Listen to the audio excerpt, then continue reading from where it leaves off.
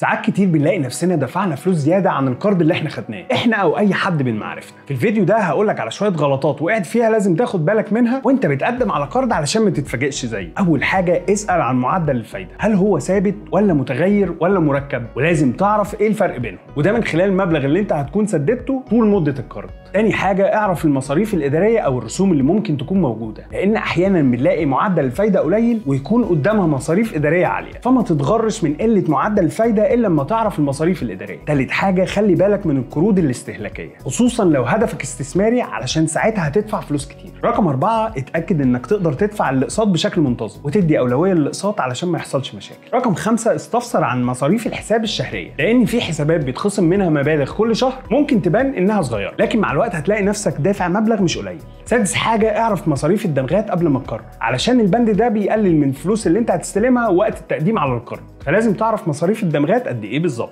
اخر حاجه ما تكتفيش بس بكلام موظف خدمه العملاء، لازم تتصل بالكول سنتر علشان تتاكد من معلومات القرض اللي قالها لك، لان احيانا في بعض الاشخاص بيبقى هدفه يحقق التارجت بتاعه، او حتى ممكن يكون جديد في البنك وساعتها ما بيبقاش عارف كل التفاصيل لسه. علشان كده ضروري لازم تتصل بالكول سنتر زي ما قلت لك. قول لي بقى في الكومنتس لو عملت غلطه من اللي انا قلتهم وانت بتاخد قرض.